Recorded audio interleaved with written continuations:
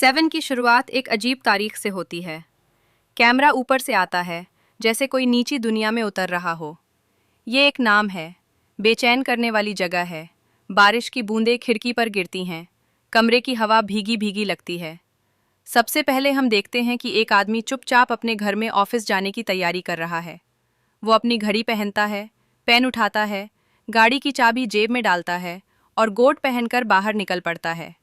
एक senior police officer, जो अब रिटायरमेंट के बिल्कुल करीब है, उनकी हर हरकत में थकन है, एक गहरी उदासी छुपी हुई है।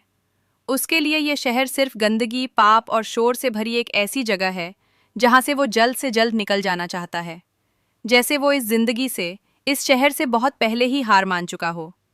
ये आदमी है डिटेक्टिव विलियम समरसेट। अगला सीन हमें एक अपार्टमेंट में ले जाता है। वहां एक महिला की लाश पड़ी होती है। आसपास के माहौल और बातचीत से ये अंदाजा लगाया जाता है कि शायद उसे उसके पति ने मारा होगा। समरसेट दीवारों को ध्यान से देखता है। उसे कुछ अजीब दिखाई देता है, जैसे किसी ने जानबूझकर कोई निशान छोड़ा हो। तभी उसका साथी कांच पर लगे खून के धब्बों की ओर इशारा करता है। वो कुछ समझाने की कोशिश कर रहा होता है, और तभी तीसरा अफसर कमरे में दाखिल होता है। एक नया चेहरा, ये है डिटेक्टिव डेविड मिल्स। वो नई पोस्टिंग पर आया है, जोशीला, नया नया आया हुआ, भरोसा से लपेटा हुआ, अपने काम को लेकर बेहद उत्साही। वो समरसेट को सीनियर मानता है और उसे रिपोर्ट करता है। ये दोनों पहली बार साथ काम करने वाले हैं। भरी हुई एनर्जी के साथ उसकी आंखों में वो जोश है जो समरसेट पहले खो चुके हैं।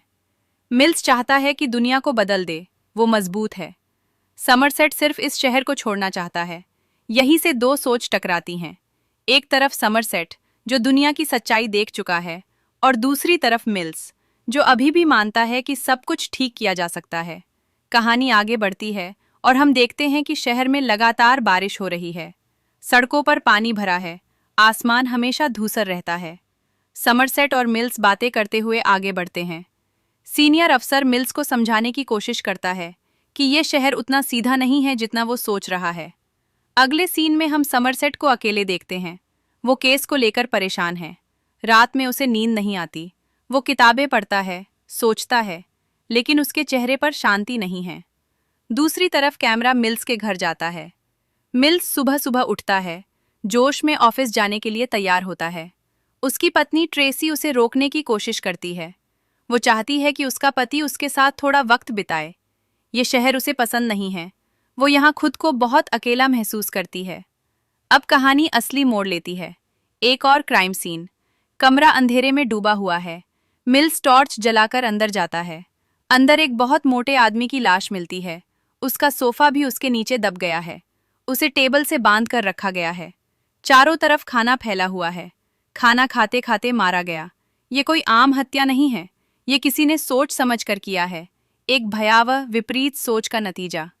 डॉक्टर बताते हैं, इस आदमी को जबरदस्ती इतना खाना खिलाया गया कि उसकी अधिक खाने से मौत हो गई। ये कोई साधारण हत्या नहीं थी, ये एक सजा थी। समरसेट को कुछ समझ आने लगता है। वो बाइबल के पन्ने पलटता है और फिर वो सच सामने आता है। ये हत्याएं 7 महापापों पर आधारित हैं। ग्लटनी, अधिक खाने का पाप, ग्रीड, लालच, और अभी 5 बाकी हैं। समरसेट जान जाता है ये सिर्फ शुरुआत है। तीनों अफसर केस को लेकर चर्चा करते हैं। प्रेस के सामने बयान दिया जाता है, लेकिन हत्यारा उनसे एक कदम आगे है। दूजा शिकार होता है, एक वकील। उसे मरने के लिए नहीं, बल्कि उसे अपने ही खून से 1 किलो जिंदा निकालने के लिए मारा गया है। उसके बदन से खून का 1 किलो जैसे किसी अंदाजे से नापा हो। ये कोई पागल नहीं है, ये कोई मैसेज दे रहा है, एक डरवना सोचा समझा प्लान। समरसेट को समझ आने लगता है, ये कोई खेल रचा जा रहा है। ये हाथ किसी ऐसे का है जो दुनिया को दिखाना चाहता है कि हम कितने गंदे, पापी और भ्रष्ट हो चुके हैं। वो बाइबल की 7 घंटियां, 7 महापाप को असली दुनिया में उतार रहा है। लोलुपता, अति भूख, लालच, और अभी 5 बाकी हैं। तब तक समरसेट जानते हैं ये सिर्फ शुरुआत है। एक एक कर गिरते पाप फिर आती हैं, और भी भयानक हत्याएं। स्लॉथ, आलस्य, लस्ट, वासना, प्राइड, अहंकार। हर लाश पहले से ज्यादा डरावनी। हर सीन के बाद शहर और ज्यादा अंधेरा लगता है। ट्रेसी सबसे टूटने लगती है। वो समरसेट से अपनी एक बड़ी सच्चाई साझा करती है, लेकिन उसे छुपाने के लिए कहती और हाँ, मिल्स की पत्नी ट्रेसी घर पर इंतजार करती है। वो अपने बड़े हुए शहर से दूर, अकेली और उदास है। वो समरसेट से एक राज कह भी देती है, लेकिन उसे छुपाने के लिए कहती है। वो रिश्ता समरसेट और मिल्स के बीच एक नाजुक धागा बन जाता है। फिर आते हैं आलस्य, अभिमान, वासना। हर लाश एक नया डर, एक नई बदतमीज। हर सजा इतनी भयावह है कि देखने वाला सोचने पर मजबूर हो जाता है। हर सीन के बाद हवा और ज्यादा भारी, शहर और ज्यादा अंधेरा लगता है। बारिश कभी नहीं रुकती। ये शहर खुद एक पाप है। और फिर वो आदमी खुद आ जाता है, जॉन डो। वो सीधे पुलिस स्टेशन में आता है, खून से लटक गया। उसकी आंखें सुनी हुई हैं, लेकिन चेहरे पर एक अजीब शांति है। वो कहता है, मेरे पे गवाही दो, मैं तुम्हें वो दिखाऊंगा जो तुम देखना चाहते हो। वो उन्हें अपने घर ले जाता है, जहां उसने किताबें लिखी हैं, नोटबुक भरे पड़े हैं, सारे पाप ढेर किए हुए। उसका आखिरी प्लान शुरू होता है। वो मिल्स और समरसेट को शहर से दूर एक धूप जगह ले जाता है। एक वैन आता है, उसके अंदर से कुछ मिलने वाला है। जॉन डो कहता है, मैंने भी पाप किया है। मैंने ईर्ष्या से मिल्स की जिंदगी बर्बाद की। मैंने उसे देखा, उसका घर, उसकी पत्नी, उसकी खुशी, और उसे हमेशा की तरह। और मैं आज ही मर जाऊंगा, जॉन डो कहता है, किसी ऐसे के हाथ से जो गुस्से से भरा होगा, और वो होगा क्रोध। और फिर वैन से आवाज़ आती है। मिल्स को पता चल जाता है, उसकी बीवी ट्रेसी की, उसके पेट में बच्चे की। जॉन डो ने उस दोस्त, दुनिया रुक सी जाती है। समरसेट का चेहरा टूटते हुए, उसे रोकना चाहते हुए, उस पे हाथ मत डाल, डेविड मत कर। लेकिन मिल्स का गुस्सा, उसका क्रोध, उसकी सारी इंसानियत, हमारा दोस्त उसके कब्जे से निकल जाता है। उसने जॉन डो पर गोली चलाई। जॉन डो की आंखों में जीत की लहर दौड़ जाती है। उसका प्लान पूरा हो गया। अंतिम संवाद गुनते हुए, दुनिया एक अच्छी जगह है और इसके लिए लड़ने लायक है। समरसेट का ये विश्वास अब टूट चुका है। मैं इसकी हिफाजत करूंगा, मिल्स कहता है, खून से सने हुए अपने हाथों को देखते हुए, अपने अंदर के मर गए इंसान को महसूस करते हुए। लेकिन समरसेट जानते हैं, मिल्स ने जो किया वो उसकी जीत नहीं, जॉन डो की जीत है। बारिश गिरती है, सायरन बजती है। दो आदमी वहीं खड़े हैं। एक ने अपना सब कुछ खो दिया है, एक ने अपना विश्वास। जॉन डो ने सिर्फ 7 लोगों को नहीं मारा, उसने 2 और जिंदगी को खाली कर दिया। उसने दुनिया को अपना नजर दिखाया कि इंसान कितना खोखला है, कितना असली है। से सातन एक सवाल है जिसका जवाब आपको खुद ढूंढना है। क्या दुनिया इतनी खराब है कि इसे सजा मिलनी चाहिए? और अगर हाँ, तो क्या हम में से कोई इतना पाक है कि सजा सुनाए? कैमरा धीरे धीरे ऊपर उठता है। नीला सिरेन का प्रकाश बारिश के झोंके में फैलता रहता है। बीच सड़क पर एक आदमी अपने खून से लटके हाथों को तक रहा है। उसने आज अपने आप को खो दिया।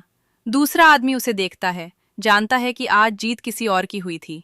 जॉन डो की लाश वहीं पड़ी है। उसके चेहरे पर अंतिम जीत की मिठास जमी हुई है। उसने दुनिया को अपना आईना दिखा दिया और आईने में हम सब ने अपना चेहरा देखा। बारिश की बूंदें स्क्रीन पर पड़ती हैं, जैसे आंसू। कोई हीरो नहीं बचा, कोई विलन नहीं, सिर्फ 2 टूटे हुए इंसान बचे हैं, एक ऐसी दुनिया में जो अब पहले से ज्यादा अंधेरी लगती है। लास्ट शब्द स्क्रीन पर उभरते हैं। अर्नेस्ट हेमिंग्वे ने एक बार लिखा था, दुनिया एक अच्छी जगह है और इसके लिए लड़ने लायक है। मैं दूसरे भाग से सहमत हूँ। स्क्रीन काले रंग में ढल जाती है, सिर्फ बारिश की आवाज़ रह जाती है। और वो सवाल जो आपके दिमाग में घूटने लगता है, क्या आप भी दूसरे भाग से सहमत हैं? अगर आपको लगता है कि दुनिया की सारी अंधेरी कुछ रोशनी के लिए भी जगह छोड़ जाती है, तो इसी रोशनी को बचाने के लिए इस चैनल को सब्सक्राइब करें, ताकि जब भी कोई नया वीडियो आए, आप तक एक नया नज़रिया, एक नया नुक्ताए नज़र पहुंच सके, कुछ ऐसा जो आपको सोचने पर मजबूर कर दे। अगर आपको लगता है कि ये बात, ये चर्चा किसी और तक भी पहुंचनी चाहिए, तो इस वीडियो को शेयर ज़रूर करें, अपने उन दोस्तों के साथ जो फिल्मों को सिर्फ मनोरंजन नहीं, एक आईना समझते हैं। और हाँ, अगर आप समझते हैं कि सी सातैन जैसी फिल्म सिर्फ एक कहानी नहीं, हमें अपने आसपास देखने का एक तरीका सिखाती हैं, तो एक और छोटा सा काम लीजिए, बटन को दबाइए। ये वो छोटा सा प्रकाश है, अंधेरी डिजिटल दुनिया में है, क्योंकि आखिर दुनिया एक अच्छी जगह है और इसकी हिफाजत के लिए लड़ने लायक लोगों का एक ग्रुप यहीं बनता है। सब्सक्राइब करें, इस ग्रुप का हिस्सा बने। अगली बार तक के लिए शुक्रिया और संभल के रहिए।